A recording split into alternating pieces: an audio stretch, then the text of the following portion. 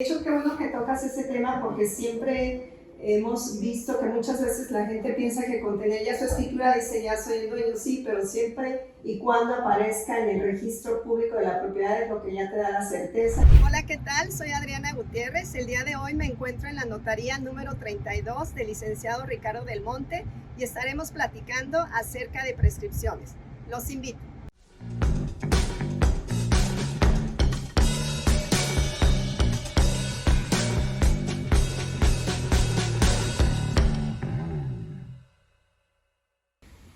Hola, ya estamos aquí en la notaría número 32 del licenciado Ricardo del Monte Madrigal y hoy nos acompaña el licenciado Humberto Irales. Muchas gracias, licenciado, por estar con nosotros y ahora sí que acompañarme en esta serie de Platicando con Adriana. El día de hoy estaremos platicando de prescripciones. Gracias a ustedes, bienvenidos, gracias y al contrario por considerarnos para esta plática tan amena que va a ser. No, excelente servicio el que siempre nos da la notaría número 32. Bueno, estas pláticas se estarán dividiendo en dos partes para que no sea muy larga, si es que no se la pierdan, estamos en la parte número 1. ¿Una prescripción está considerada como un título de propiedad? Sí, definitivamente es uno de los títulos previstos por la misma ley para considerarlos como un antecedente de propiedad. Lo que nosotros pedimos y lo que nosotros nos revisamos y prácticamente solicitamos a los clientes es de que esté inscrita la sentencia de prescripción con todos sus elementos y requisitos que exige la misma ley. Es decir, una sentencia por sí misma, para que surta sus efectos contra terceros, debe de ser inscrita. Los propios puntos resolutivos refieren que deberá ser inscrito para que tenga los mismos efectos, ¿no? De título de propiedad. Los elementos para inscribirla deben de anexar la copia certificada del auto que la decretó firme, es decir, la ejecutoria de la sentencia. Y los mismos elementos que siempre les pedimos para cualquier compraventa, cualquier operación de transmisión de dominio, que son avalúo, certificado de libertad de gravámenes fiscales, el deslinde de acta de levantamiento o la certificación de memoria exclusiva, ¿no?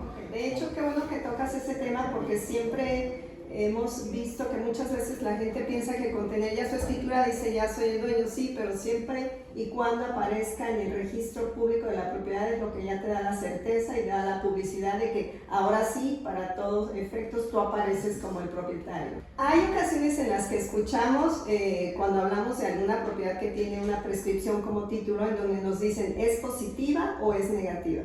¿Qué diferencia hay entre una prescripción positiva y una negativa? Hay mucha diferencia, ¿no? Hablando de bienes inmuebles, debe de ser positiva, ¿no? No puede ser negativa. Es decir, la prescripción es un medio para adquirir, en este caso, bienes inmuebles, la positiva. La prescripción negativa es un medio para librarse de obligaciones. Es sencillo, es lo que pienso que se confunde muchas veces es el sentido de la negatividad con la mala fe. Es distinto decir una prescripción negativa, porque esa prescripción me refiero a obligaciones que yo tengo y para eso tengo que cumplir con determinados requisitos, ¿no? Pero para decir prescribo de mala fe, ahí sí se puede tratar de bienes inmuebles, nada más que la consecuencia es distinta o las circunstancias para poder llegar a ellas son distintas, que son como el transcurso del tiempo y cumplir con los mismos requisitos que la ley prevé ese sentido, ¿no? Pero es claro eso, no debe de haber confusión de que tratándose de bienes por prescripción positiva, sí, son bienes, perdón, por prescripción positiva y para circunstancias de prescripción negativa se trata de obligaciones. Obligaciones. No estamos hablando de una deuda, así es, obligaciones. Ok, perfecto. Si tú tuvieras que describir o decir en qué consiste una prescripción, ¿cómo lo dirías? Algo en palabras simples para quien nos escucha. Cuando hablas de una prescripción, ¿qué te hace pensar en decir no voy a escriturar, voy a prescribir mi propiedad? Ok, hablando de bienes muebles, insistiendo en ese tema, ¿no? Bueno, es que se tiene que revisar el caso concreto, la verdad. Es muy difícil decir es conveniente la prescripción. Hay casos específicos en los que sí es conveniente o no. Igual no tocamos el detalle con ejemplos, pero es un título de propiedad. Es decir, para yo poder reclamar la prescripción a mi favor, prescripción positiva a mi favor en este caso, tengo que cumplir con determinados requisitos que la ley exige, que es ser poseedor, En prescripción positiva, ser poseedor de buena fe, es decir, tener un justo título que acredite esa buena fe. Un contrato privado puede ser, ¿no? Sí. El transcurso del tiempo, no sé si lo comenté, pero es sumamente importante. ¿Cuánto tiempo? Ajá. 5 años para la prescripción de buena fe. Okay. Son 5 años en transcurso ininterrumpidos. El tener la posesión a título de propietario. Así dice, no es curioso, aunque no existe una propiedad todavía, pero se refiere a título de propietario, por eso es que también la misma doctrina refiere a título de dueño. Y por ahí está el tema de ser de manera pacífica mi posesión.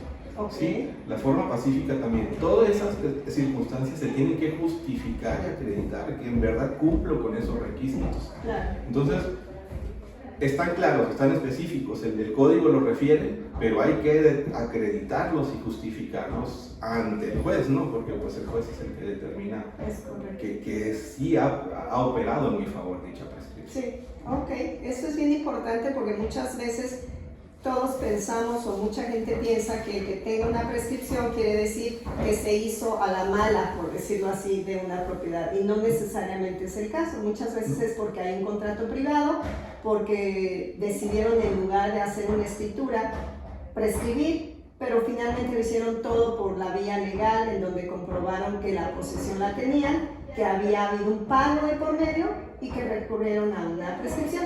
Bueno, tocamos ese detalle, ¿no? Aquí el artículo 1138 del Código Civil enumera esas fracciones, cómo puede operar en mi favor esa prescripción. En concepto de propietario, como platicamos, de forma pacífica, continua y pública. Esa es la que me faltó comentar hace poco. Okay. Pública, es decir, que todos estén enterados que yo tengo esa posesión, ¿no? Todo esto radica prácticamente sobre la posesión, el poseedor. Es decir, esa posesión se justifica con todos estos elementos. Y eso se presenta ante un juez. Sí, de lo civil. Así es. Eso es una demanda ordinaria civil en la que yo, creyendo que cumplo con estos elementos, reclamo al actual propietario, ¿no? A quien tiene ese justo título, a quien pues podríamos pensar que me vendió, como me preguntabas ahorita. Sí. Voy a ese detalle. Okay. ¿Por qué demandar en la vía ordinaria? ¿Por qué demandar la prescripción cuando tengo un contrato de compraventa? Como dijiste, ¿no? Ajá. Nosotros consideramos como un acto muy común que nos presentan. El título, la sentencia de prescripción inscrita, el licenciado, quiero vender, este es mi antecedente de propiedad, y se presenta la problemática fiscal. Okay. ¿Sí? La prescripción por sí misma y fiscalmente pues tiene una consecuencia que es determinar que tu costo de adquisición es 0 pesos. Cuando es una prescripción. Esto es bien importante. Muy importante. Entonces, que sepa la persona antes de prescribir en qué temas se está metiendo por el lado fiscal. Esa es mi intención. ¿Por qué demandar la prescripción cuando yo puedo demandar el juicio sumario civil?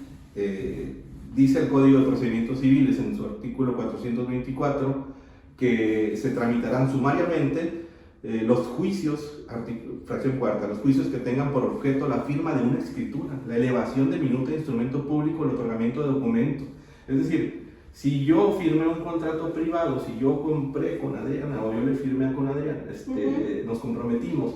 Por lo regular en las cláusulas establecemos el pacto a obligarse, ¿no? Sí. Es decir, por lo regular Adriana y Humberto se comprometen a que una vez concluida con las obligaciones, pues se tenga que otorgar esa escritura. Correcto. Y aún así vemos que siguen demandando la prescripción, cuando el simple hecho de la prescripción pues es justificar y acreditar estos otros elementos que comentamos, ¿no? Que sí están entrelazados, pero en realidad son totalmente distintos. Yo con mi contrato privado puedo demandar el otorgamiento de escritura y tiene consecuencias totalmente distintas a manera fiscal. Sí, tiene ya un valor real. Exacto, ya el notario está obligado a formalizar la escritura de los autos que le remitió del expediente sumario civil, el juzgado, pero ya teniendo el expediente con él, está obligado a hacer la escritura en los términos y condiciones que refiere el contrato privado. Es decir, si en el contrato privado pactamos 5 millones de pesos como precio de venta y se dieron por cumplidos, el notario tiene que establecer en cláusula, en la formalización, que le costó 5 millones de pesos. Así es. Y esos 5 millones son deducibles por las obligaciones que tiene el notario en cuestión fiscal. Son deducibles con su comprobante fiscal digital. A diferencia de mi contrato, que es el mismo contrato, pero que demandé la prescripción, ya no tiene sentido, ya no tiene efectos en cuestiones fiscales, porque de ninguna manera se puede considerar la prescripción una vez que se formalizó. Bueno, no se formalizó, no lo puedo llamar así, pero una vez que surtió sus efectos, ya no puedo considerar, pero es que yo me gasté 5 millones, sí, pero tú reclamaste la prescripción y no la acción pro forma. Ok. Esto es bien importante.